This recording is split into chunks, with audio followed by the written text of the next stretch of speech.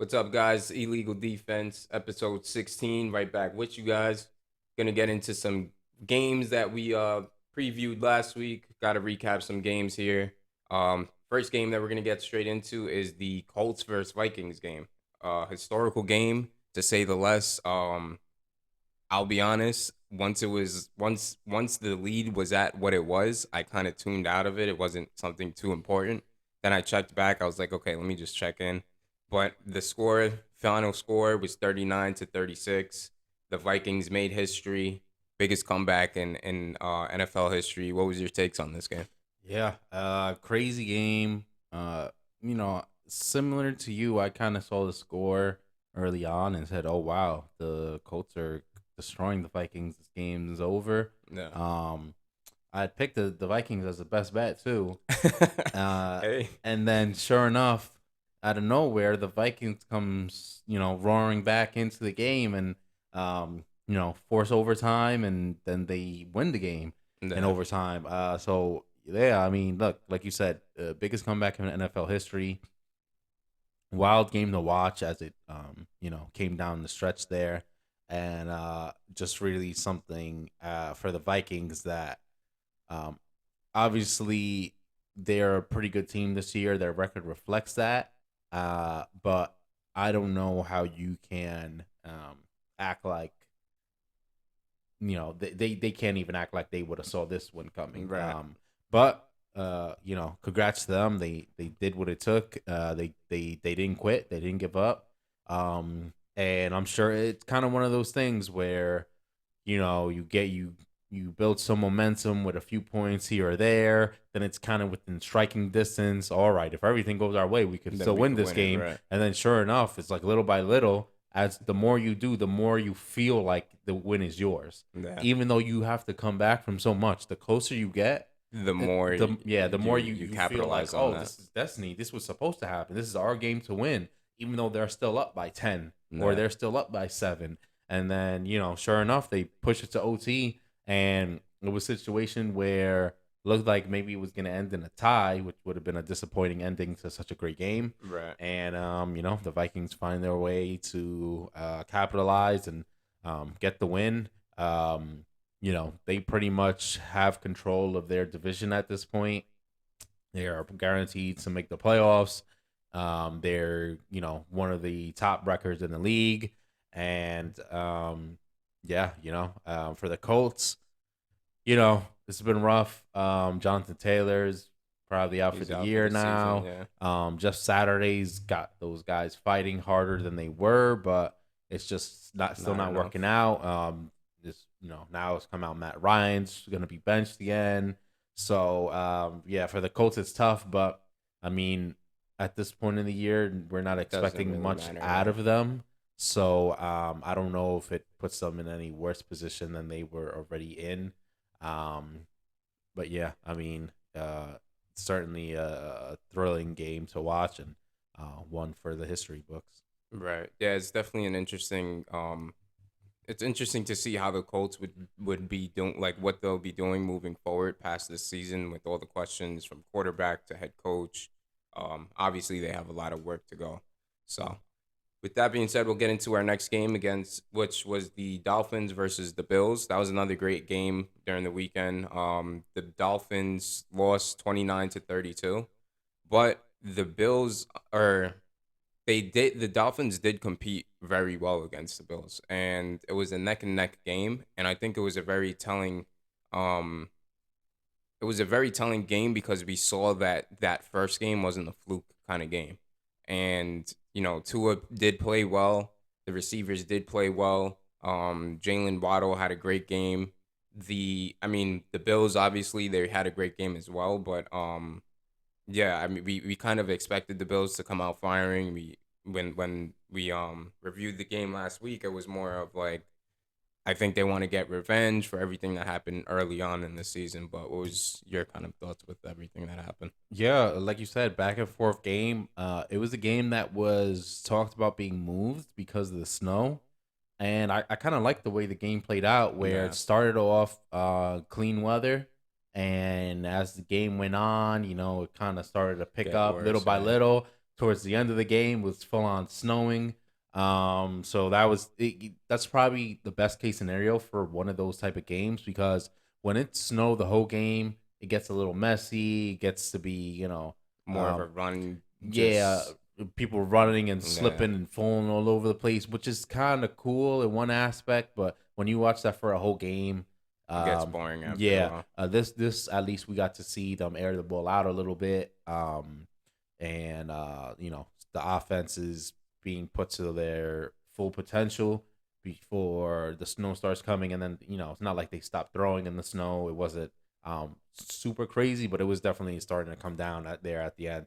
But yeah, I mean, like you said, this is the Dolphins got that first win where the Bills coordinators are you know infamously at this point slamming everything around up there from the box. This game was, like you said, the Dolphins showed that it wasn't a fluke, that they're here, they can play up to the same level the Bills play at, and they can make things interesting. And the Bills need to be careful of a team like the Dolphins in their division now, who have proved that they're more than capable of pushing them to the brink, and they need to be bring their A game when they Yeah, want to play the Dolphins, they because the have the Dolphins, potential. yeah, the Dolphins have a lot of potential, especially for a younger, still developing team. And the Bills, one of the better teams in the league, but they're not going to get any easy wins against this Miami team going forward. Um, so yeah, the Dolphins kind of made that clear. They fall a little bit short here, but hard to be disappointed against the Bills team. That being said, it is a very tough loss for the Dolphins. Record wise, it doesn't put them in danger of anything, but they're sliding a little bit now. Yeah, And so while I don't think they shouldn't have any problem making the playoffs, we didn't even really have to think about that a week or two ago, where now they're kind of they're getting more getting in that towards the middle of the conversation. pack. So now they really need to be on their A game going forward to make sure they finish strong and finish in the position that they want to. Um, but yeah, Bills, for them, business as usual. They stay on track, one of the better records in the league, and they're in pretty solid position to actually still competing for that first round bye, because Right. they at this point you know The Chiefs are they're tied with the Chiefs record wise, right. but at this point, from what I saw, they are the first overall seed. So, however the tiebreakers work, the Bills have the current tiebreaker over the Chiefs right now. Right. So the next game that we're gonna go over is the Giants and the Commanders. The Giants took care of business in Washington with a 20-12 win. Um, a lot of good things came from this game. The box score obviously doesn't show the what the game did, but what was some things that you took away from this game in general? So we knew this was going to be a competitive game. Obviously they played 2 weeks ago, and it ended in a tie. In the Giants home field. This time they go down to Washington, play again. Of course, it ends up being another close game. This game had some controversy at the end with there was a few calls here. So there was the call where the Commanders got the penalty. Right. It seems like they were lined up fine. It seems like the receiver checked with the With the ref, ref, yeah. and then 2 seconds later, the The ref is ref just throwing the calls. flag and calls That's a penalty, insane. which is savage. Yeah, And that's my insane. guess is that probably happens a lot more than we think. Yeah. It just feels like the NFL refs would do something like that to them. Like, Right. it just feels like they're savages that way. So there was that call. The And then PI call. we even heard the guy in the broadcast. They bring in the ref to kind of put some things into perspective and add a little bit of commentary about what they see from a real ref's point of view. And he said, "Yeah, I wouldn't have thrown that flag. They weren't out of position in the way that should have warranted it in that point of the game." Yeah. So there was that, and then on top of that, there was the pass interference play or lack of pass interference play, where the same ref that said he wouldn't have called that other play, says that that's pass interference. If you're gonna call that at any point Yeah. in the game, you call it there too. But look, I mean, it's said after all these type of situations, it's not that it's fair or anything like that, but if you put yourself in a position to win the game and not you need to put yourself in a position to win the game and not Not let the rely on the refs refs. Yeah. quote unquote steal the game from you. Um Look, if you're Washington, tough loss. But if you're the Giants, I don't think you go and you look like, oh yeah, the refs gave us that game. No, you won the Yeah. game. You No, there did is a what lot of you did things. as what the Giants did, what you're supposed to do. Right. For the Commanders, those both of those calls could have been different, and they might have still not gotten in Yeah, the they end might zone. have not have Right? converted or Right. So put because points on the board. if they don't get pushed back on the penalty, then they're closer. But they had another try and they might have not converted. It was like maybe they were like 2 yards out or something like that. Right. Um, if you if you get the pass interference, you get the ball right by the end zone. I mean, who's to say that you get in from there? Yeah. Now, once you get, even if you get in the end zone, any of those two instances, now you still have to convert a 2 point conversion.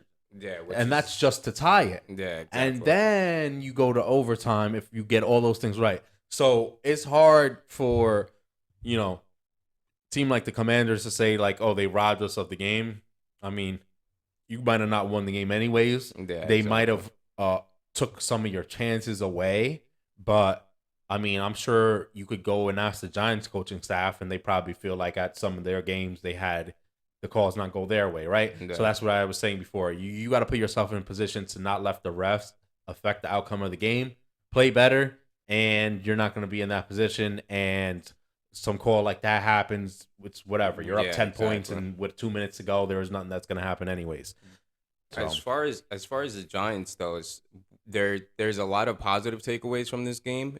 Although, like, say that those circumstances could have kind of oh yeah, shifted the way this whole game could have turned out to be, but I mean, one, the goal line defense was stellar. Kayvon Thibodeau was literally rushing the quarterback, then dropped back into coverage and made a play and stopped them from getting into the end zone. That's one thing. I mean, Saquon back is the other yeah, thing. Saquon back Saquon at the end of that game was and running like with tenacity. like rookie Saquon, where he Right. was a beast. You know, like that's the type of running where if you have a guy like that, you're gonna be able to win games No. because you're gonna be able to just line up, run right at them, and they can't stop you. Almost No. like Derrick Henry does in a way. Except Saquon is his own. He'll He's spinning, shifty juking, and and moving yeah. all around. But yeah, Saquon was a huge part in this game because he allowed them to kind of go on the late drives to really chew the clock down and advance them down the field late in And that game. yeah, and Daniel Jones made some key throws. There was a 4th and 9 play where you know, he had it seemed like he had the offense in command. Richie James, he was getting on him. Um I believe it was yeah, it was 4th and 9. There was multiple curl routes and he fitted into double coverage. I mean, had it been a pick, people would have probably been saying like, "Oh, he shouldn't have thrown that." But he made a really gutsy throw and he made a throw that you don't see often in the NFL. And I think it's just telling. Like, it's like we've seen the progress in Daniel Jones throughout the season, and then on top of that, it's like Daniel Jones, he's cut down on his turnovers. The Giants are the second least turnover team in the NFL. So I mean, just a lot to take away from this game and what the Giants were able to do. So I mean, the next topic we're gonna get into is the NFC playoffs picture and the battles that we could possibly see in the playoffs and things like that. So what's some of the games that you're on the outlook for. Well, obviously, team wise, we talked about two of them, the Giants and Commanders. The outcome of that game heavily swung the Giants' odds now.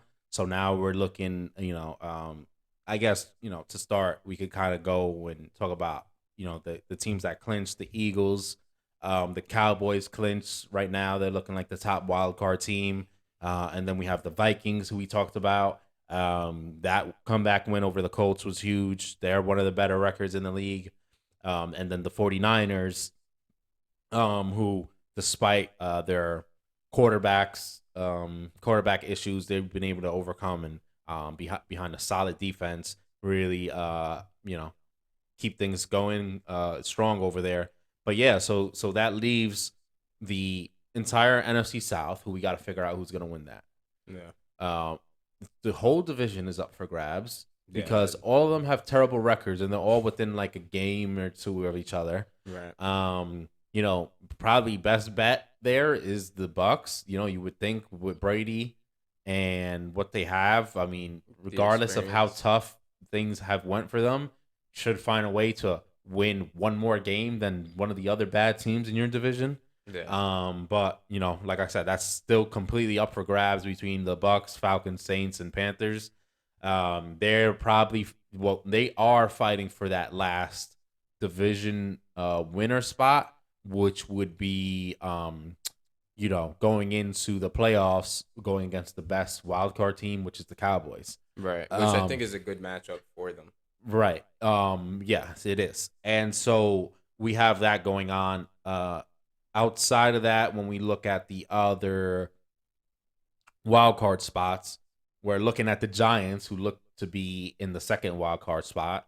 And then we have a bunch of teams that will be probably fighting for the third one, and that's the Commanders, who just lost to the Giants, the Lions, and the Seahawks.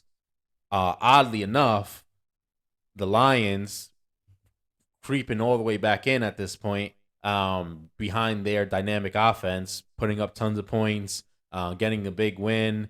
A few big wins recently. They're on fire. I don't know if any team wants to see them right now. No. So they're a team to watch. The Seahawks, who started off very strong, have kind of came a It's little bit down. back to earth right now. They're still in good position to fight for that last wild card spot as well. And I mean, technically, the Giants could not make it. I mean, one of those other teams, they could knock the Giants out as well if the Giants, say they drop the rest of their Few games or games. something like that. Yeah. But it's looking like, like I said, Cowboys, Giants, and one of those three between Commanders, Lions, and Seahawks for that last wild card spot.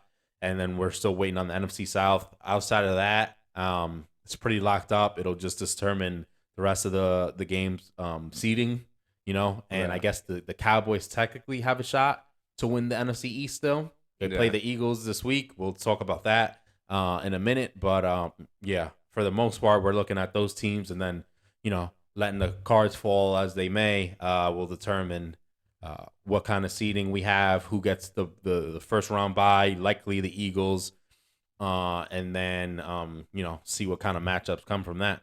Yeah. That'll be definitely interesting to see. I think the NFC is just such a up for grabs conference. It'll be interesting just to see what Yeah, I mean, happens really. even when you look at the top, I mean, if whoever you could find anybody off the street and ask, oh, who's the best team in the NFC?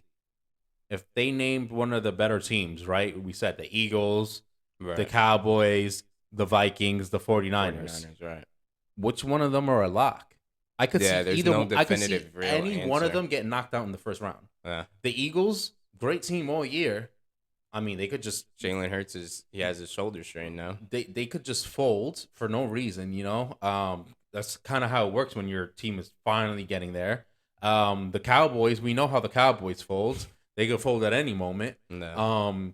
The Vikings, we know Kirk Cousins, he could, throw 3 picks in a game and can't Just find completely Justin Jefferson disappear. for some reason, and that's it. They're getting knocked out. And the 49ers are running on their third string quarterback who's Mr. Irrelevant and need to depend on their defense. You get behind by a little bit, and you You have know, to, you might be out of the game. yeah, So you have to put the hands in the you have to put the hands of your game in a quarterback that doesn't have much experience. yeah. So So now it's you look just at the rest of the teams. I mean, it's not unfathomable that a team like the Bucks can get into the playoffs with Tom Brady with a terrible record, probably worse record than all the other teams in there, yeah, and go and run the table and make the Super Bowl. uh, Like it's like you said, it's up for grabs for anybody at this point. yeah.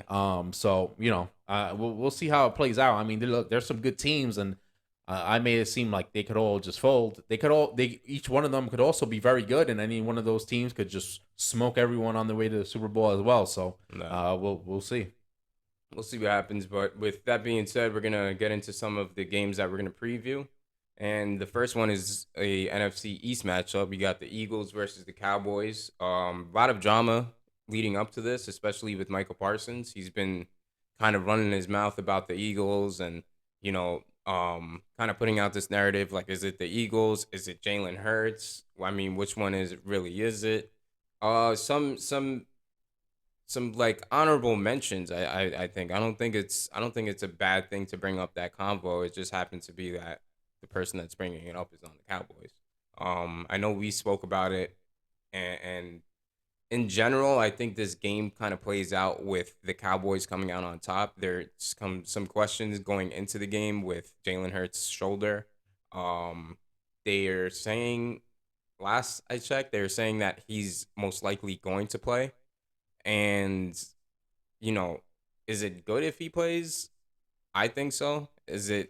Also, is it a bad thing if he plays? I mean, I think if he plays, I don't think you run him nearly as much as you do. I think this is kind of it's a tough situation if you're the Eagles. If the Eagles are playing an almost any other team, probably literally any other team in the NFL No. besides the Cowboys right now, they probably just sit them without thinking about Yeah, it. of course. You play the Cowboys, and the reason why it's interesting, one, Micah Parsons is running his mouth all over the place. No. The guy won't stop talking. All right. Then you have they're the next. They have the record that puts you in direct threat to not just falling out of that first overall seed in the NFC, but to potentially losing your division if you lose to the Cowboys and say the Cowboys went out. And then if you have a tough time the rest of your games, I mean, could easily flip the whole The whole playoff picture. right. And now you're in a wild card spot instead of being a number one overall seed sitting at home and getting that first round bye. So it's a very tough spot for the Eagles to be in. My thoughts on this game is that the likely outcome is either A, Jalen Hurts plays and they probably win, or B, Jalen Hurts doesn't play and they find a way to win. Yeah, they still find a way. Because I think, and the other thing that goes into this, we talked about MVP talk last week. If Jalen Hurts doesn't play and the Eagles win, they're going to try to take that award from him. Yeah, of course. And Because they're going to just give more credit to the They're going to say actual. exactly what Michael Parsons said. Yeah, exactly. Is it Jalen Hurts or is it the team? No. Oh, yeah. So we won. So the Eagles won without Jalen Hurts. Oh, so anybody could be in that quarterback spot and that team is going to win. And why are we going to give the guy the MVP? That's what they're going to say. Yeah, and the thing is too is it's like Gardner Minshew he's not a bad quarterback. not. He's a quarterback he's done enough. He's not bad. He showed that he can play. I mean, he played with the Eagles last year and he had a few wins with them as well. I mean, there's been questions before the season even started, like, oh, will there be a quarterback battle between these two quarterbacks with Gardner Minshew and Jalen Hurts? And they've rode with Hurts, but I mean, it would be interesting if Minshew comes in, he handles business, does what he does. I'm sure they're not going to ride with him because Jalen Hurts has brought them this far already. But what I will say is the Eagles should capitalize on this momentum that they have going into the playoffs. We've seen, it's not the last week of the season yet, but we've seen like similar situations with the Ravens not last year, but I believe the year before Lamar's MVP year, where they benched him. They had, I believe, no, they didn't have their first round bye. I think the Chiefs did, but they benched him. Then they went and had like a gap between that and the playoff game, and then they went in the playoffs and they just got completely ran out of the building by the Titans. So Yeah, I think in this situation, um, you don't. It doesn't matter about that to me mm-hmm. because Jalen Hurts' health is probably a bigger priority. Yeah, So my guess is they probably are forced to play him this game, and he probably wants to be out there this game. yeah, for sure. You go if that's the case, fine. If he's okay with being out because whatever injury he's dealing with is that much of a problem for him that he's not going to be close enough to give you the best chance to win, then fine, you sit him. After this game, especially if you're going to be in good position to get that number 1 overall seed, I think you start being pretty careful with Jalen Hurts, Yeah, and and just rehab him. maybe not sit him completely, but maybe you don't run the same amount of run plays. Maybe you play him, but then Play him like for one half, and right, then because it's very easy too. Like I mean, if I was an NFL coach, this would be very simple to figure out. Send out Jalen Hurts sometime in the second, third quarter. Jalen, when you run to the sideline or if you take a hit, just act like your shoulder hurts. And yeah, then we're going to pull you from the game and we're going to put in Gardner Minshew. Minshew. Yeah, And nobody's going to think anything about it. Oh, Jalen Hurts hurt his shoulder. That way you get him out of there early before he actually does, right? yeah, Then you have another game to go or so you do the same thing in that game. And then yeah. the talk is going to be, oh, Jalen Hurts injured going into the playoffs. You know what I mean? But Yeah. really, he's probably been getting better every week. And if you have the first one by, you have more time To rehab and you that don't shoulder, and you yeah. don't knock him out of rhythm. I mean, you could kind of get the best of both worlds if you do things like that. My guess is if I could think of it, the NFL coaches would think of it. Will they do it? Is a whole It's nother a whole nother thing. story. There's some. I mean, Bill Belichick would do it.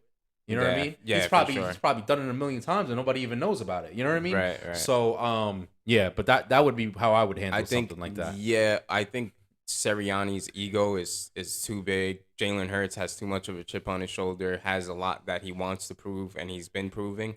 So I don't think that does happen. Although I think that's probably the best logical situation because it's like one, you get Minshew some reps in too, because God forbid something does happen to Jalen Hurts, at least he has some continuity with this offense. So Mhm. definitely. I'll I mean, we'll both be on the lookout to see what happens with the Eagles and this whole situation and how it pans out towards the coming to the end of the season. So, next game we're gonna get into is the Lions versus the Panthers. The Lions are the favorite against the Panthers. Interesting game. They're -2.5 favorite. Is that still the line or? I don't know if the line moved, but this is a funny game because 2 weeks ago, 3 weeks ago, we would have never circled this game as being an important like game. a Now we get to this point. The Lions are on the brink of possibly finding a wild card spot, and the Panthers are close enough to being To able win to that win division. that division. So, my guess is if whoever loses this game is It's pretty much done. probably done with their little run to make the playoffs, but the winner's gonna be in decent enough position. It still doesn't guarantee you the spot, but at least it gives you a fighting chance to keep going forward. So yeah, and we talked about the Panthers. They get rid of Baker. Crazy, they just drop him in the middle of the season, but it's how it goes. Yeah. And they found some ways to win some games here as of late. The Lions we talked about before, on a pretty nice win streak. Dan Campbell really turning that team around.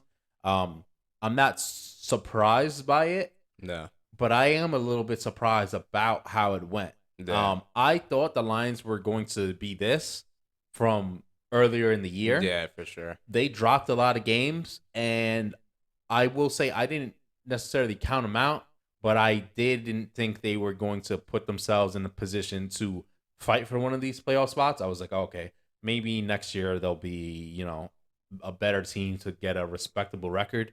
I mean, this year they're a pretty good team now. So them able to rattle off a bunch of wins in these, recent few weeks here has really gone a long way for them and as a franchise as a whole. So yeah, I mean, in this game, my money would be on the Lions here, even though they're on the road. I don't think anybody wants to see this team The offense has been clicking pretty well.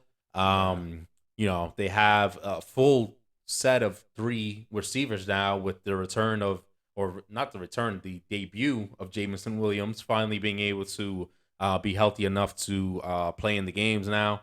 And yeah, I mean, look, the Panthers, I know they found some ways to win. I still am not very high on their roster. Their talent, it Their just their doesn't match talent up is well at just all. it's just not there. Where the Lions, I feel like one, they have a lot more to prove, and are a better overall team. So I'll go with the Lions here, and you know take that 2.5 spread on the road to cover. Yeah, for sure.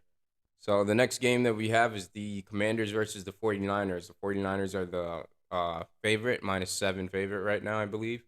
And I kind of see this game playing out, the 49ers just running the Commanders out of the game early on. And I mean, we saw what the Giants were able to do with them, what Saquon Barkley was able to do. I don't think it's going to change anything. I don't think Christian McCaffrey's not going to be able to do anything short of that. Um, and then on top of that, I mean, Brock Purdy's been playing pretty good. He's been playing pretty damn good. He's making a lot of great throws, making a lot of right reads, getting rid of the ball quick. Um, so it'll be interesting to see how this whole situation pans out. I think when you look at it in totality, obviously the 49ers have a little bit less to play for, but it's weird because like we spoke about earlier, like the 49ers, they have a third string quarterback playing right now. So it's kind of like you want him to get those reps. You want him to get prepared for the playoffs, try to get him accustomed to just this whole team. 3 weeks in, you're still going to have some things that you're trying to pick up on, some nuances, pick up on different coverages, blitz packages, things like that. So I think it'll be interesting to see how this plays out. Also, the Commanders, they're I'm sure they want to make a playoff push. So yeah, I think the 49ers just take care of them though, and put those hopes away. Yeah, and the Commanders, like we said, they are still in the playoff hunt, right? Bad loss to the Giants because now if you have the same record as them, they're gonna hold that tiebreaker over you, Mm. but they can still beat out some of these other teams to get that last playoff spot. Or if the Giants, completely fall to pieces there, you could still be in position to get the spot over them. But yeah, I tend to agree with the 49ers coming out and doing what it takes here. Like you said, the Giants, they're able to run the ball and play defense. I mean, nobody's better than running the ball and playing defense than the 49ers. Even worse, you have Nick Bosa coming trying to Oh yeah, destroy right. your quarterback. He's in the defensive player of the year talk. Good luck to Taylor Heineke because he might get slammed. Um, and yeah, look, you know, we talk about the 49ers maybe not as much to prove as the Commanders, but I'm sure Brock Purdy thinks otherwise. So the one Yeah. benefit of having a guy like Brock Purdy is he's trying to prove himself in this league, right? Because every game that goes by, everyone's thinking the same thing. Oh, he was able to do it last game. Can he do it again? Oh, Yeah. is he was able to do it last game? Can he do it again? Yeah, when you have that chip on your shoulder with the defense behind you, it's just Right. like, And so for him, he needs to keep out and keep winning. He's making himself some money. right. Now he has to keep it going. He has to play at least to a certain level to keep the good play that he's done relevant towards his career and his future earnings because he's proven that no matter what happens after this year, whether Right. he stays with this team, whether he becomes a free agent, whether that happens, down the road at another point, however it may be, he needs to you know, keep his worth at a certain level so he could get paid for it. We've seen other guys come in and make fortunes stepping in for quarterbacks, and they never do a good thing again. Yeah. But teams will at least trust you because they have seen some performance on the fields where okay, this is a product that I can invest in Yeah. and think that they could be a halfway decent guy. But he seems to be somewhat of the real deal, right? He might be. I mean, oddly enough, Brock Purdy might be Taylor Heineke. Yeah. he Right, might right, be right. he might be that exact type of player where people are going to keep counting him out. But if you need a quarterback, he's a guy He's the that could guy too. start for you and he could do some good things for you. And he might not be the guy that you settle on as a franchise quarterback and give all the money in the world and build your team around. But if he can be a guy that could step in Yeah, and keep things flowing, and you pay him some money to hang around and be able to help you out when you need him, I mean, you could that's have a definitely a nice. very long career as a backup quarterback in the NFL with someone who with his kind of skills. Yeah, I mean, you could look at the Josh McCowns and Hmm. the Fitzpatricks of the NFL and see how long their career has been, and it's like, Nick Foles is still out here, yeah, you exactly. know. So I think he's starting next week all too. right, So I mean that's definitely something to like we always talk about it. It's like, granted, yes, you want to be the star of the NFL, you want to, but there's beauty in knowing your role, and there's a lot of success in that. It's like, granted, yeah, you may play for 6 or 7 teams, but you may equate also to the contract of somebody that's getting all this long-term money to stay with one. So it's like, we'll see. But you know what I also thought with the 49ers situation is with Jimmy G getting injured, obviously they brought him back for a year. We don't know what the status is, what the 49ers want to do with that situation. He was playing great up to when he just got injured. They've made it clear that Trey Lance is the future and they want to move forward with him. Who's to say maybe they move forward with Trey Lance, let Jimmy G walk, and he becomes the second string. yeah. And Trey Lance has to worry because he has some competition behind him. It's not no walk in the park kind of backup quarterback. This Well, guy has showed some guts and I think some that's play. exactly what's gonna go on at this point. I think they've kind of made their decision on the whole Trey Lance versus Jimmy G thing. Right. I think, and I don't think there's any bad blood or No, I anything don't at think there's this any point. ill I will. think they're appreciative that Jimmy G was able to step in this year after they sent him away from the team to be able to come back and be a team player and be the quarterback that helps them to a pretty good year so far. Nah. But I think they've kind of already made their choice. I mean, you can't go back on the draft pick. You got Trey Lance there. You drafted him for a reason. Unless they're going to admit, oh, yeah, we were wrong on this guy. He's not that good, which I don't see happening. Nobody really does that in the NFL. Yeah. They're going to stick with their guy, who is Trey Lance. But this time, it's going to be a lot easier to move Jimmy G if you're the Niners, because if people don't want to pay your asking price, you could take a little less maybe, and you still have Brock Purdy there, and you can keep Brock Purdy around. Brock Purdy is going to be a guy who can be there. It is probably not going to, well, we'll see how things go, but it's Yeah. probably not going to be a guy that's going to scare Trey Lance too much, but he keeps him in check, Yeah. because if he starts messing up, He the starts fans are slipping going to be then. like, why we have this guy? Put in Brock Purdy. We saw what he did for us. Uh, So Brock Purdy might be the perfect solution for them, because I think if you keep Jimmy G, it's a lot louder yeah, for whenever sure. something happens. Well, why are we not playing Jimmy G? Why are we not playing Jimmy G? With Brock Purdy, it's a lot less of that. But if things get too sideways, Then Brock you gotta Purdy's go there, right with him. and from a franchise perspective, you're able to say, all right, if Trey Lance gets hurt again, we know he's kind of more of a mobile quarterback, this and that. If Trey Lance gets hurt again, or he starts to struggle, we can rely on Brock Purdy, who Nah. we're not paying a ton of money to, but he's shown the ability to lead this team. It's almost the perfect situation for the 49ers in a Yeah. way, because now you have the 3 quarterbacks. You still get to move one. You still get to keep 2. And if you keep Trey Lance as the starter, Brock Purdy as the backup, everything almost falls in place perfectly for that organization moving forward. Right.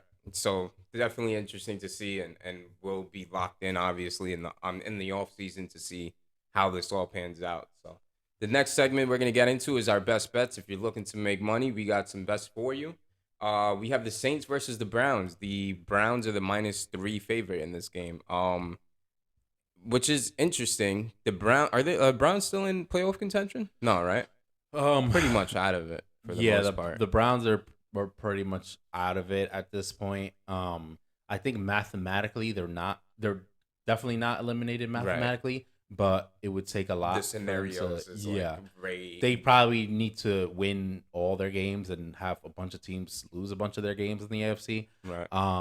But yeah, I mean, this game, I think I gotta roll with the Browns here. Yeah, for sure. Nick Chubb, he's been amazing all year with the return of Deshaun Watson. Which oddly enough, I gotta say, it hasn't been. It's been more quiet than I would have thought. Yeah, I mean, I don't know. I mean, I'm not like Mister always in the media or anything, but yeah, I would have thought I would have heard a lot more noise about, oh my God, Deshaun Watson, the this, the that, yeah. all sorts of names about this guy. I think the NFL, it was in their best interest to kind of not, Just keep it quiet yeah, to and not not really. push anything about Deshaun Watson. And I think it's kind of blown over pretty well. I mean, he's almost, playing football in the shadows over there. Unless you're a Yeah, Cleveland Browns fan, I don't think you're hearing too much too about much Deshaun about it. Watson. But look, he's back. Has he been playing amazing? No, No, but but I think it's just in he's just building back, right? yeah, He's he's still knocking off some of that showing he's rust. showing his potential again. He has some throws and some plays that he makes, and you're like, oh yeah, that's the Deshaun Watson I know. He hasn't been as consistent as his normal self. But yeah, I think you get a guy like Deshaun Watson there now, with weapons like Amari Cooper. They're a dangerous team. Man, Like we said, probably not making the playoffs or anything, but against the Saints team that's had huge ups and downs. I mean, we talked about them earlier in the season where they come out and they have offensive explosions and yeah, win some games that we wouldn't think they would win. Then they have games where they're just awful and terrible. So, yeah, I think the Browns here, they kind of get the best of both worlds. They can air it out if they need to, but for the most part, they'll control the clock. Their defense is solid enough. And this is going to be a game where they kind of look to build towards next year and, put themselves in position to kind of look at the offseason and tackle the draft and add the pieces that they want to enhance their team going forward yeah. and really build around the future Deshaun. of Deshaun Watson and Nick Chubb, and Amari Cooper for that matter, to really make their case to try to start winning in that strong AFC Division. North division. Yeah, that division is definitely a tough division. The next game for our bets, we have Dolphins versus the Packers. I mean, we saw the Dolphins. They had a struggle game. Well, not a struggle game. They were neck and neck with the Bills. The Packers, they kind of struggled again. Who they versed last week? They versed They versus strange. They the versus the Rams. Rams, right? It Yeah, was like a what was that Monday night game, Thursday yeah, night game. It was one of those off nights. It was a Monday night yeah. It game. was a Monday night game. So yeah, they played the Rams. That was a bit of a strange game, but yeah, I think you got to go with the Dolphins here. Yeah, for Um, sure. I think sneakily the Packers can, you know, provide a ton of issues for the Dolphins because they have a very good pass defense, and their ability to run the ball with their two running backs and then have Aaron Rodgers just make some timely throws can really chew the clock up, for a team like the Dolphins to, keep Tua, Tyreek Hill, Jalen Waddle on the sidelines over there. But, look, they just suffered the tough loss to the Bills.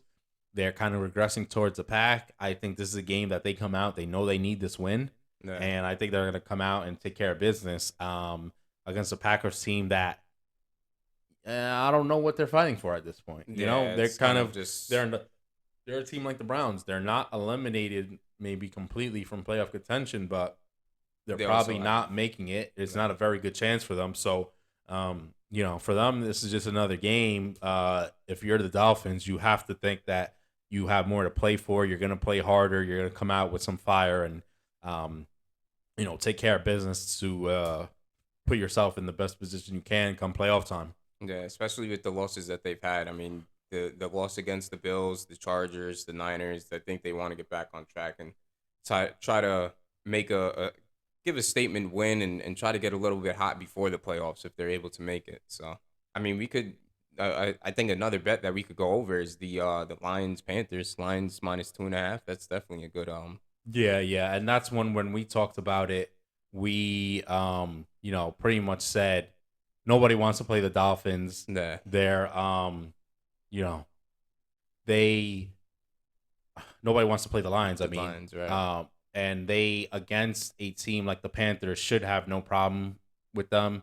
And you know, actually, we had the Vikings Lions game before, and Vegas got it for that one because Yeah, we took the Vikings, and then the Lions come away with the win there as the favorite, which we went against. But yeah, definitely looking at the Lions here, and seems like one of the better bets of the week. yeah, for sure. So with that being said, now we can wrap things up. So we'll be back next week with episode 17. And again, thank you for watching. Like, comment, subscribe, and let us know what you guys have coming up to the playoffs.